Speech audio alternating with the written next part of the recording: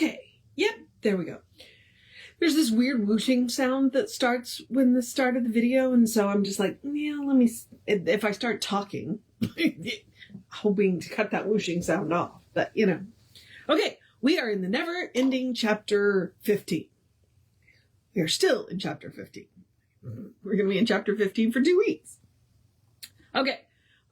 We are starting, if you have this copy of the book, we are starting on page 247 with the section that begins blood troubles and skin diseases, high blood pressure, hardening of the arteries, eczema, and boils. Sounds like a riot, doesn't it? All right. The blood stream represents the circulation of pure thought, direct from a divine source. The metabolism represents the intelligence within people which knows what to use and what to cast out. This bloodstream represents the spiritual flow of life, pure and perfect. The spirit is never anemic. We believe that the basic cause for all anemia is a lack of the consciousness of love and the flow of life as represented by the outpush of spirit in joyous self-recognition. There is neither high pressure nor low pressure in this flow, since the pressure is always equalized by spiritual perfection. There is no sensitiveness, no strain, no inaction, or overaction. No false action, and no inadequate action. Action, being spiritual, is always perfect. This stream of life is renewed daily. It is not material, but spiritual. The blood stream is consciously renewed as it converts the idea of spiritual substance into material benefits. Love, harmony, and peace reign supreme. The arteries convey this bloodstream and neither harden nor soften. They are always flexible, always perfect. There is no tension nor supertension, but always a calm flow of life, forever invigorating, forever renewing, forever vitalizing, carrying to every part of the body and distributing in every part of the body. Pure spiritual substance, instantly and permanently perfect. There is no inner agitation and no outward agitation. Those of us who suffer from blood troubles and skin diseases have not proven for ourselves the promise, ye shall know the truth, and the truth shall make ye free. Many skin diseases and blood disorders can be traced to a break in the rhythmic harmony of life. When the body is the harmonious temple of the living God, spirit, divine order reigns throughout.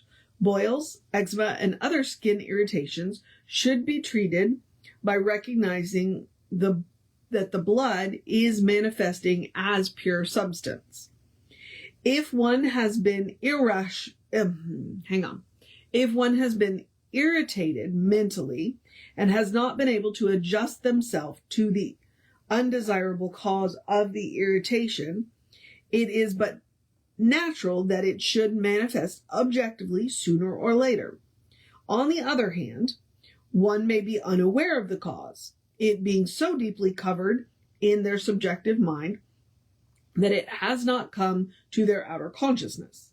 Criticism and inability to live with people, to adjust oneself to the many, bring about many disorders. A deep-seated resentment against persons or conditions will surely manifest itself in some disagreeable physical reaction. Okay, hang on. Let me read that again.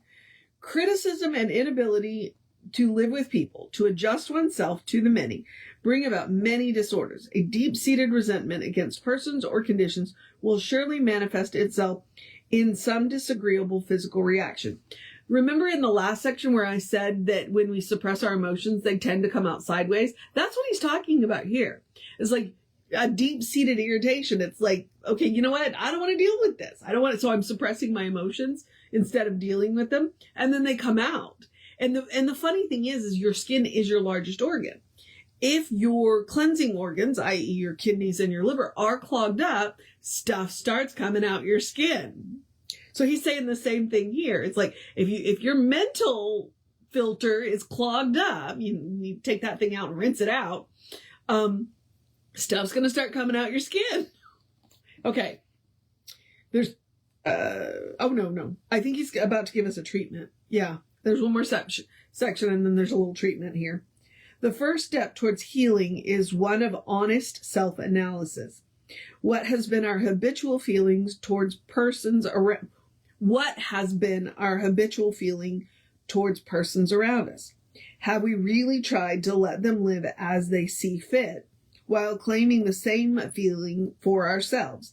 A good treatment for this would be, there is no irritation, frustration, or resentment in my life. Any sense of inner agitation is now wiped away, and in its place there comes a warm sense of my oneness in essence and experience with all the good there is. The center of my being is understanding and intelligence. I am calm, poised, and at peace with the world. Nice little treatment there, right? And I would say, that would work anytime somebody is getting on your nerves. Even though we're not talking about nerves here. That was last section. All right. Hardening of the arteries should be treated by thoughts of love. A knowledge that body is controlled by mind and need not grow old will help eliminate the fear of this condition, which race suggestion says comes to many people with what is called old age. Treat to know that love is stronger than any other force in the universe, and that steadily and rhythmically the life of God is pulsing through your body. Persistently know the truth that God's life flows ceaselessly out through your life and back to it, where it is renewed, purified, and refreshed, and that pulsing power of the divine love propels it. Treat to know that love is stronger than any other force. I mean, right there, you could tattoo that on your forehead. I wouldn't suggest that. I would say write that on your mirror. It's like love is the strongest force. Love's going to win. Love's going to win, So, all right. Suppose someone comes to you who has high blood pressure. You wish to treat to remove this sense. Your work will be recognized as effective if, after you have done your work, they can be examined and their blood pressure is found to be normal.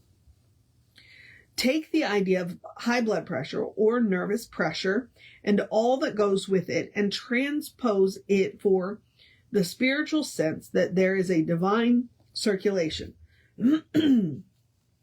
It is the spirit that is circulating through this person. There is nothing to inhibit it. There is nothing to accelerate it. It is always perfect circulation. There is no thought of fear or congestion. Undoubtedly, the condition exists as an experience, but as a mental practitioner, you are not dealing with objective symptoms, but with thought alone. If the circulatory system seems inadequate, then the practitioner should realize that their patient's circulation is equalized in spirit, that divine life and energy flow freely to every part of their being, cleansing, revitalizing, and restoring them to complete wholeness. There is one circulation, which is the spirit flowing through humanity. There is no degenerative process in the spirit. You sense this person as being divine. The spirit indwells them. There is no person outside of God. The more convinced the practitioner is of this, the more certain they are that there is now a divine and uninhibited circulation, and that the blood pressure is normal in the experience of the one who they are treating. The more definite will be the results. In every case, the mental practitioner proceeds on the assumption that spirit is already in their patient. They think of spirit back of the fact. The spirit of perfect circulation, uninhibited. That thing which must automatically eliminate everything that does not belong to that person. Nothing can impoverish that flow. Nothing can increase or diminish that pressure.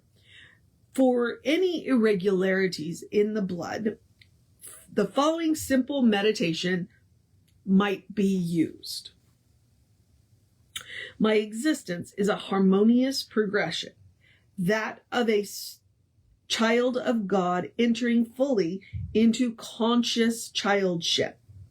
My career through this life is a joyous, happy expression, a daily expansion in the realms of life and living.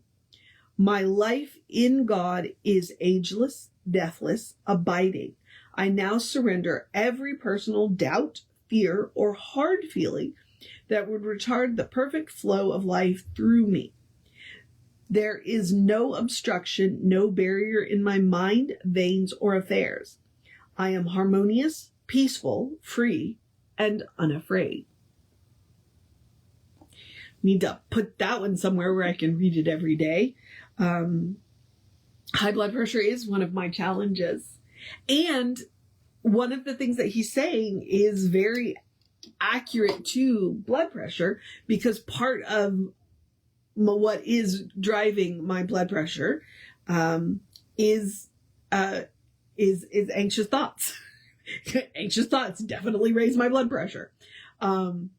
It's not all of it, you know, and here's where we can talk about race consciousness, because part of it is genetic and part of it is fluid retention, which is the genetic, and can also be diet related. So, but he's saying, you know what? None of that matters. None of that matters. What you have to remember is that it's spirit flowing through you, you know? And it's worth a try. It's worth a try. The good thing is that the current doctor that I'm with, when he did put me on a blood pressure medicine, he didn't put me on a blood pressure medicine. He put me on a one that helps with the water. And for the most part, yep, I'm good. So, but it wouldn't hurt to try this treatment daily for a week and see what it does. Especially since my resting heart rate just dropped to 62, which is really good, because there for a while it was running around 77. And now my resting heart rate is down to 62. So, you know, I'm on the right track here. Okay. Let's see, what time is it? Huh. I don't know. This is a short section. This is fevers. In mind healing, the underlying thought in the treatment for fever is peace. Any thought which tends to inspire, to comfort, and to give peace to the mind is good. Through our knowledge of the kingdom within, we are able to claim our power and dominion. A general treatment like the following will be found effective in allaying a fever. At all times, I am aware of my immediate oneness with God, and the glory of my thought makes me immune to negative experiences, even to negative suggestions. I desert fear and turn resolutely and joyously to faith, and swiftly into my experience comes the desired good. I give thanks that I am divine and that I know my divinity. A sacred refuge is the inner place where my thought contacts and consciously becomes one with the indwelling Almighty. All right. There's a lot in here, and I think, one more section. This is obstetrics, baby stuff. Okay. In the treatment for childbirth, we realize that the great law of creation is operative. We know that no idea of God ever comes too soon or too late, but always at the correct time. We know that right action prevails. If you are working for yourself, realize that your part is merely to accept fully the fact that the creative law within you knows, and not only knows, but performs every right action at the right time, that it synchronizes all impulses towards the event. It is its nature to do so. It could not do otherwise. Let your mind dwell on the wonder of this knowing intelligence, which works out the scheme of a new body, imbuing it with its own laws of health and action, setting up the perfect working of the various systems of the body, the breathing, the circulation, the elimination, and so on. Realize that perfection is at work, forming and projecting into the objective world that upon which its action has been centered, that there can be no obstruction to right action on any plane of expression. Your meditation at the moment might be, I'm unified with universal law, creating, delivering, perfecting. I rest in mind, rejoicing that I have only to accept the perfect results of this natural law. I give myself completely to this perfect law and am at peace. I am serene because I know that I am in the care of perfection in action. All right, so I'm going to stop there. We're going to start on page 252 with cold, influenza, and the grip.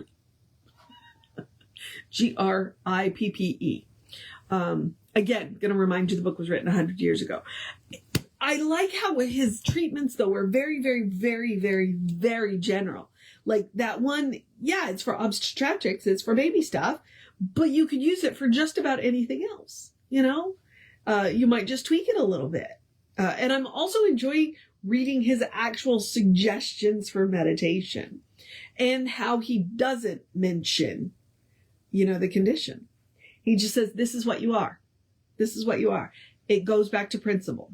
I have a sneaking suspicion by the end of this book, I'm going to come out a much better treater than I already was. And I like to think I was pretty good to begin with, because I've had a lot of practice, but he's really good. So, all right. The never ending chapter 15. So just a couple of little housekeeping. I'm going to remind you that we are Creative Life Spiritual Center, Creative Life Spark. I'm the Running River. I am on the social medias that I am on.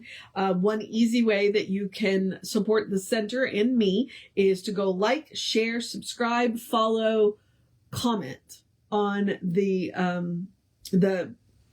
stuff that we post. It bumps us in the algorithms, and we think we have important stuff to say, good stuff to say. Helpful stuff to say, enlightening stuff to say. You want to know more about the center, please email.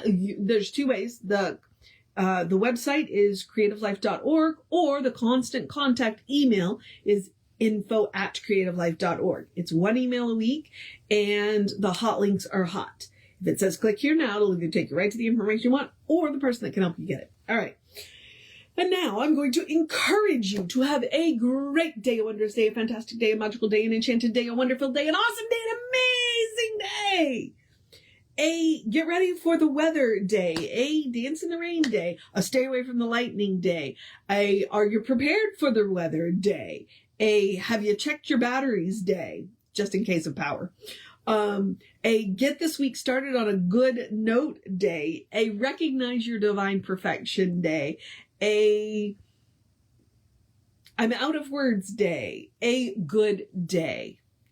And if that is too much pressure, simply have a day. You are enough, just as you are.